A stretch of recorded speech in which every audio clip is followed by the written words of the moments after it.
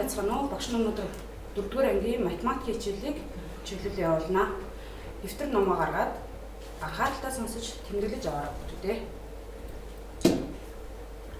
За бидний өнөөдрийн үзэх сэдэв маань засаг доторхойг 10-ын доторхой болгох байгаа.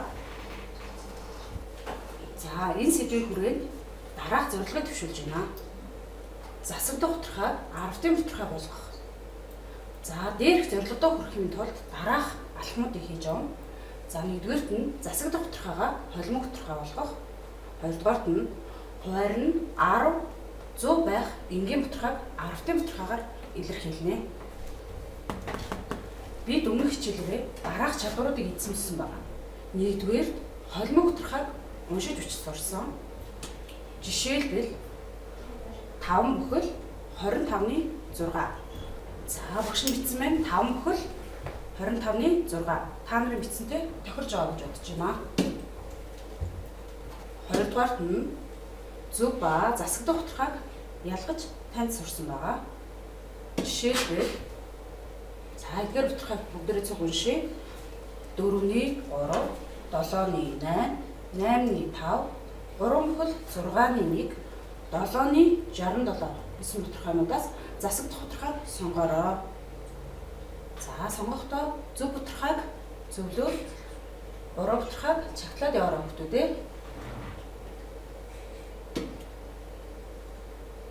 За 4-ний 3 гэсэн доторхой засаг доторхой биш байна.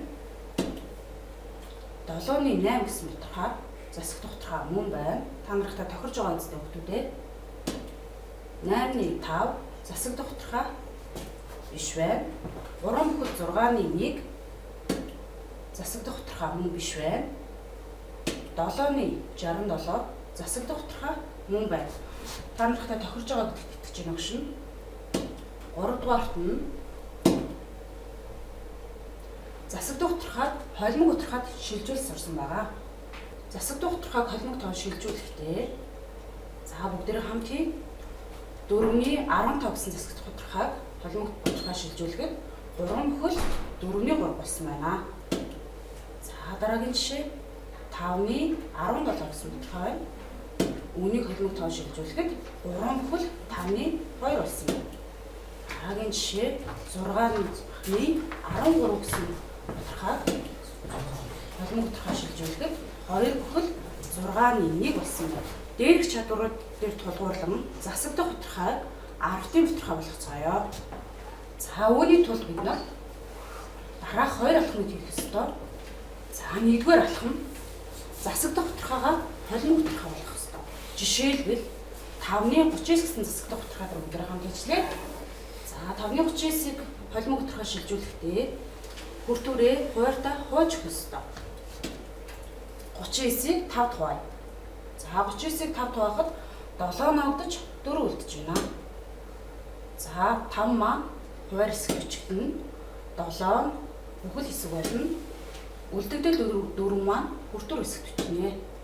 За бүгдээрээ засаг доторхойгоо холимог доторхой болгоод уншъя. Хамт уншаарай гэж байгаа. 7 бүхэл 5-ны 4. Та нар ингэж шилжсэн гэдэгт найдаж байна гшин. За алхам 2.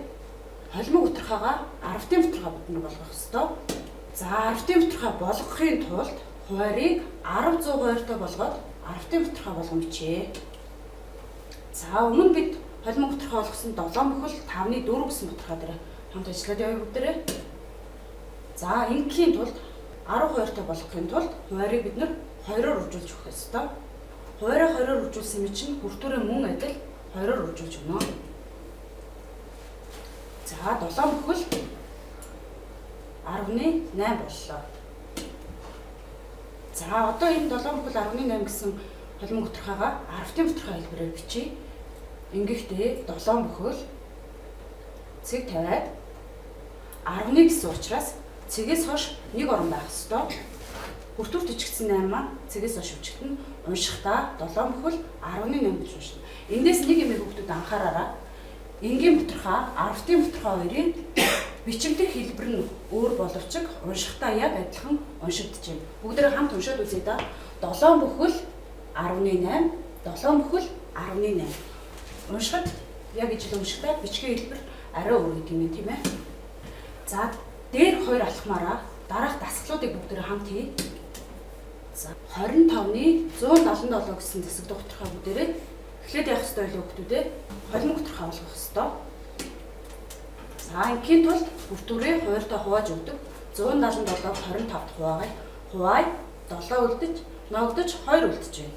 Бичгээр 7 бүхэл 25-ны 2 боллоо холимог докторхаагаар. За холимог докторхаагаа 10 буюу 100 хууртаа болгох ёстой. Ингийн тулд 25 маань 10 болох боломжгүй учраас 100 хууртаа бол хідээр үржүүлэх шаардлагатай нөтөдөө ажиглаараа. За 25-ыг 4-өөр үржүүлвэл 100 болж байна. За тэгвэл мөн адил бүртгүүрээ 4-өөр үржүүлэх ёстой. 7 бүхэл 100-ны 8 боллоо. Одоо энийг бүгдээрээ 10-ын докторхаа болгох ёстой. 7 бүхэл цэг тавилаа. 100-ны гэсэн учраас цэгээс хойш 2 орон байх ёстой. Бүртгүүрт бичигдсэн 8 маань 100-ны хэсэгтэр бичигдэнэ. 10-ны хэсэгтэр тэг байх нэ. Унших. Бүгдээрээ хамт уншия. 7 бүхэл 100-ны 8. За дараагийн жишээ 5-ны 16 гэсэн жишээ. Хамт холимог докторхаа болгоё.